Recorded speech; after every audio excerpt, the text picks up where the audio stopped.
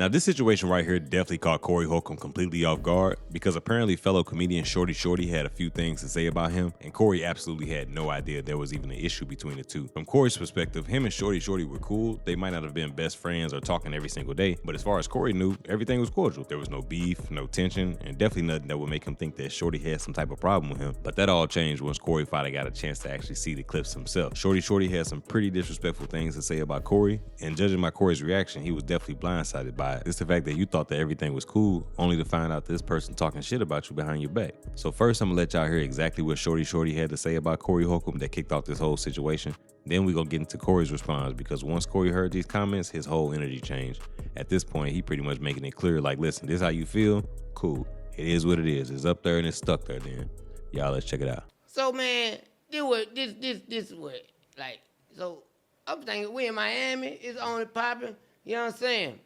Everybody's leveled up, everybody got money, you know what I'm saying? It's good, it's on now. It ain't no thought, no doubt. Yeah. But Corey had this big old bottle of Ciroc, one of the missiles. Shout out Diddy. And the show was over. Okay. You said shout out Diddy. Shout out Diddy. So I'm like, Corey, man, let me get some of that Ciroc. He's talking about, now this the guy who done disrespect every woman in America with his set. He don't give down by baby mama, everybody, all on raggedy, all on crusty. Yeah. I'm like, man, let me get some of that Ciroc. Here's what he said. Man, I'm taking this to the beach for the hoes. Okay. Boy, man. Boy, are you serious? Man, Shawty, man, I gotta have something for the and walked off. I don't think I ain't seen Corey since then. Before we get into what Corey Holcomb actually had to say, I do kind of get what Shorty is saying. You know, he probably feels like, you know, me and Corey came up in the trenches together. We was going through the chilling circuit. So if I asked for a sip of that bottle, it should be no issue at all. Like, I don't know if he got turned away from the bottle around some females and maybe he felt like, all right, that was a little bit disrespectful. But clearly Corey didn't want you to sip with him, bro. Maybe that was the only bottle he really had for when the shorties come around. And he don't got time to go get another bottle. Like, as soon as the girls get there, they gonna be ready to drink. And you already know it's time to get popping. So maybe, you know what I'm saying? Maybe it was that deep to Shorty though. Maybe he felt like, all right, bro, like that was just the straw that broke the camel's back at this point. Because if I asked for a sip out that bottle, you supposed to tell me yeah. But was it really worth burning a whole bridge over this bottle? Like, is it that deep? Because Corey clearly didn't even think that y'all had any issues at all until he see the same clips that we all saw. And when guests come in there, I really don't see Young Jock starting shit. Nah, he don't. I had a chance to go on the show recently, and I didn't go because Shorty Shorty there. And Shorty Shorty, one day I saw him shitting on me to do, what's that dude name who be saying all that shit, then he hit them buttons, he be like, I forgot his name. He's very entertaining. Yeah, he's entertaining. He be cutting the bitches off with Man, I love that nigga, man. I love that nigga. I can't think of his name. I can't either, but he used to have a lit podcast that he had people call in on it. Man, I love that nigga, man. Anyway, one day I cut on the internet, I see Shorty Shorty shitting on me to that nigga, and I'm like, what did I ever do to Shorty Shorty? I thought me and Shorty Shorty was cool. But when I had a chance to go on Young Jock's show, I didn't go on there because Shorty Shorty is a failed comedian. Oh, shit. I mean, you on Young Jock's show, and you really owe Young Jock your career, because you started out as a young boy talking about, Shorty, my name is Shorty. Oh. Now you're an old ass nigga. I wish you would do that shit. If I'm somewhere and you doing that shit, I'm going on stage with tomatoes, nigga. I'm going on stage with tomatoes, little bitch ass nigga, talking shit about me to that nigga, and I love that nigga. Can you imagine somebody, you be like, oh yeah, he got Shorty on there. What? It's happened that to nigga me. talking about me. I know. I'm like, oh, yeah, exactly. Fuck a Shorty Shorty after that. What the fuck I ever do to that nigga? Exactly, yeah. Besides, watch his dope fiend ass back. Oh, My shit. gosh. Fuck that nigga. I can't believe that nigga was talking shit. Somebody said Drewski. It's Ugly Money. Ain't that it? Ain't that his name? Yeah, Ugly Money. I think it's Ugly Money. I love that nigga. That nigga's funny. That nigga needs to be, I would love to have him as a guest on the 50 or 50 show. I love that nigga. I love when he go on his rants with them bitches. That nigga raw. Some but old yeah, ninja. I didn't either. I didn't know Jock had a show. You ain't even know Jock had a show. He on the radio in the ATL, boy. Oh, I didn't know that. And that's a major market. One day I was out there by Lennox and I saw Young Jock. This folk, whatever. We just noticed each other. He was like, "What?" I was like, "What up, man?" Young Jock always been cool, but Back on that fuck nigga Shorty Shorty, I ain't mad at Shorty Shorty. I just was shocked that he said something about me that was negative. I was like, wow. But fuck it. Mm-hmm. Fuck it, I ain't mad at you. I just said something back to you, motherfucker, hoe ass little nigga. Uh-oh. What did he say? Up there looking at Aries like Aries crazy and shit. That was funny as hell. I'm like, what the fuck? What is he gonna do besides look? What did he say? He just doesn't like you? Or did he actually? He said I be phony and I be hating and all that shit. Look, I'll find it. Cause old boy, when he was saying that shit, the dude, who did I just say? What's his name? The dude, who? Ugly what? Oh, Ugly Money. Ugly Money was looking like, oh shit. You know what I'm saying? I could tell he was in the middle of some shit.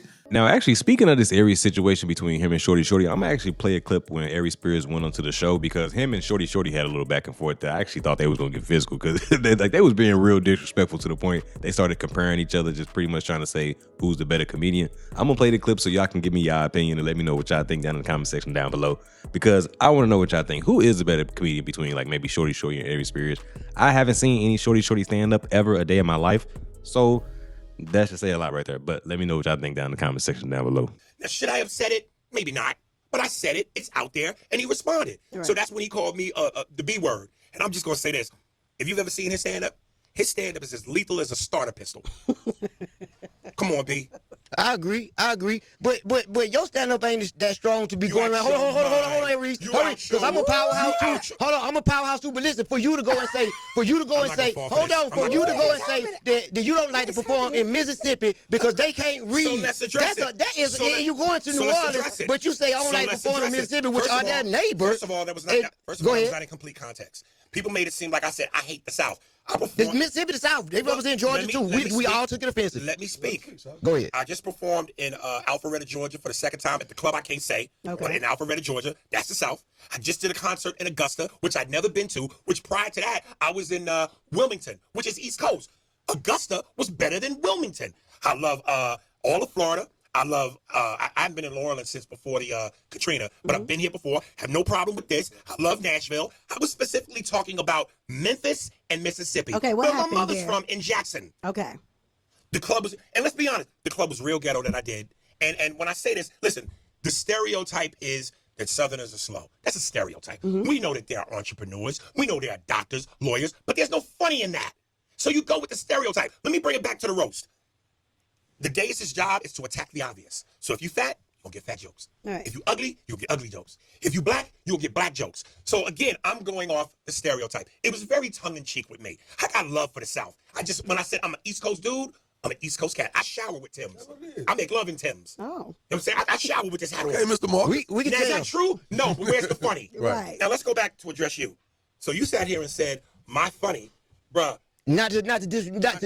Okay. Hold on, bro. You said that I don't like to perform for people in Mississippi because they can't read. People across the South took that disrespectful. I'm talking about the whole South. Well, I'm of the South, and I took it disrespectful. If everybody from the South took it disrespectful, then I wouldn't have sold out shows in Alpharetta, Georgia. Alpharetta, Georgia, that's full of sellouts too, man. You can't say Alpharetta is full of sellouts. Wait till you go to Louisiana, or you go somewhere near Mississippi, or you end up in one of those pockets. The masses are not going to say something. But go ahead. Let's bring it back to personally what you said, and here's what people do, which is so funny to me.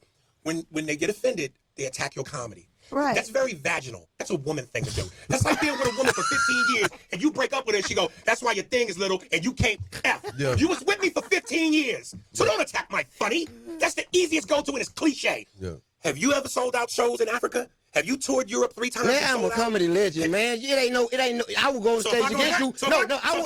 We can go to a comedy club and we can go head for head, pound for pound, show for show. That's what we can do. I ain't talking about nothing because I got a hell of a track record. Hold on. So if I go to Africa and go, you know Shawty Shawty? They gonna say what my name is. What my name is. You think we stupid in the South, man? You ain't boy, you gonna have a hard time in Louisiana. I have been to Africa. Saudi Arabia. I've been to Saudi Arabia. I've been all throughout Europe. I'm touring again for the 3rd time. I've been to Africa twice. I'm going again next year. People know me all over the world, and that ain't because my comedy is weak. Find another one. That ain't it. The comedy is mid. Okay, but why did you put your comedy against his? We do impressions. We've been on shows together. Where's my camera? Yes. That's one of his impressions. If you believe that Shawty Shawty, what your name is? You got something against people in the South, boy. No, I don't. Yeah, you do. I got something Yeah, you against what you're do. saying because it's so far We all originated from the South. No. Here's the funny thing, because you said out there, and I try to be humble, but I'm gonna pat me on this one. When you go, I'm sharper than most. I don't play checkers. I play chess. Right. You understand? Right. And when I came in, I could feel his energy when he said to me, I forget what he said to me, but he said something along the lines of something, and something.